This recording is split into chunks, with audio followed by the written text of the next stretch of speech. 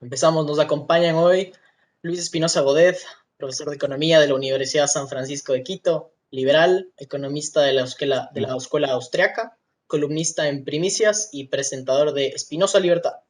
También tenemos a Daniel Di Martino, que es un economista y comentarista venezolano. Se graduó de Economía de la Universidad de Indiana en Indianápolis y ahora es candidato a doctorado de la Universidad de Columbia en Nueva York.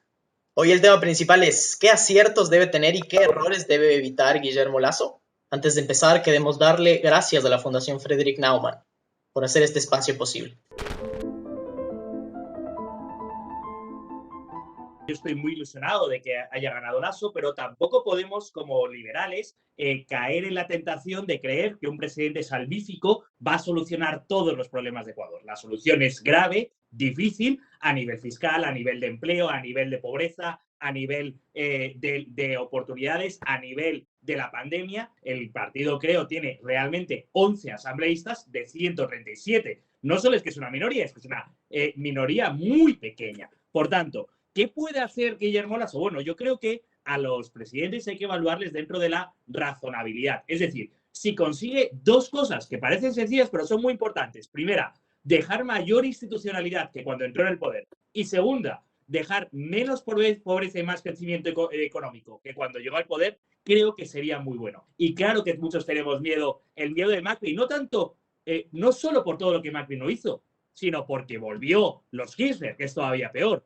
Yo creo que sí es verdad que hay que evadir lo que ocurrió en Argentina, porque al final, si vamos a hacer algunas reformas para que vuelvan al poder las mismas personas que son del equipo de Chávez, de Maduro, de Lula, de los Kirchner, que son todos el mismo equipo de izquierdistas, que son más bien una red criminal en nuestra región, entonces no estamos haciendo nada, ¿verdad? La opción es mantener a las fuerzas democráticas en el poder el tiempo más largo posible. En Ecuador van a tener que haber muchas reformas económicas. En Ecuador necesitan promover políticas que lleven a la formalidad del empleo, que ese es el mayor problema que tienen muchos países latinoamericanos, incluido en Ecuador. No tanto el desempleo, sino la informalidad.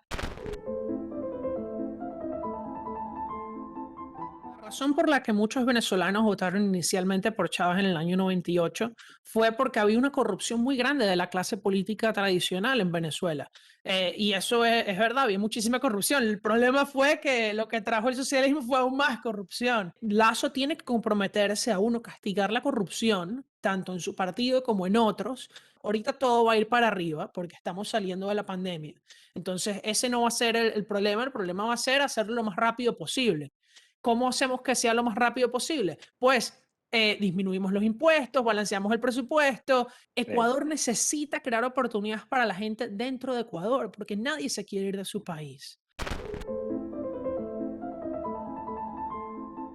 Yo apostaría por dos cosas que parecen contradictorias. Mano dura contra los violentos, mano tendida a toda la oposición pacífica. Ahora bien, es muy importante que Lasso se abra al diálogo. Su eslogan es el Ecuador del encuentro y estoy muy de acuerdo con ello. Es decir, tenemos que hacer un frente sobre todo anticorreísta y tenemos que hacer un frente de todos aquellos demócratas, aunque no tengamos las mismas posiciones políticas. Va a haber que hablar, por supuesto, con la izquierda democrática, no me refiero al partido, sino al concepto de con los líderes indígenas que no llaman a manifestaciones violentas. ¿Va a haber protestas en Ecuador? Sí, va a haber muchísimas protestas, porque lo ha habido en todos los demás países de la región y sabemos que es una táctica de la izquierda a nivel regional. ¿Cómo reacciona? Va a ser muy importante, porque veamos lo que pasó en Chile. Sí, habrá habido protestas violentas, Piñera trató de negociar y ahí está una constituyente que va a reescribir la constitución de una forma, quizás una constitución totalmente comunista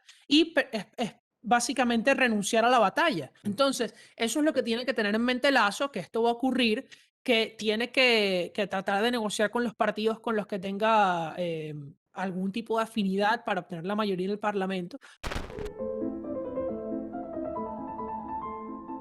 Claramente lo que debería hacer el Ecuador, en primer lugar, fomentar el empleo. Ecuador está en el puesto 129 del índice de hacer negocios. Todo lo demás que nos pueda hacer pasar del puesto 129 al puesto 80 ya sería un grandísimo paso adelante. Y en segundo lugar, mejorar la ley del empleo, parecido a la anterior, pero evidentemente crear nuevas modalidades de contratación. Una, es el libre comercio con otros países, y no solamente de la región, sino internacionalmente.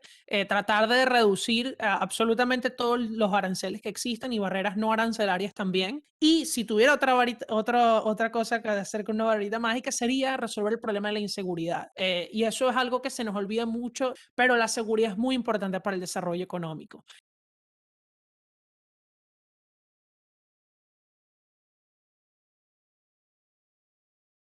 ¿Qué es la Fundación Naumann? Es un organismo afiliado al Partido Liberal de Alemania. FNF Países Andinos trabaja en 6 países.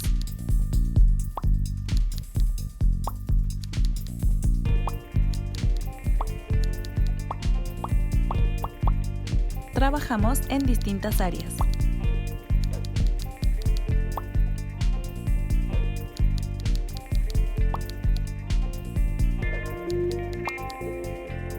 Y tenemos un mismo fin: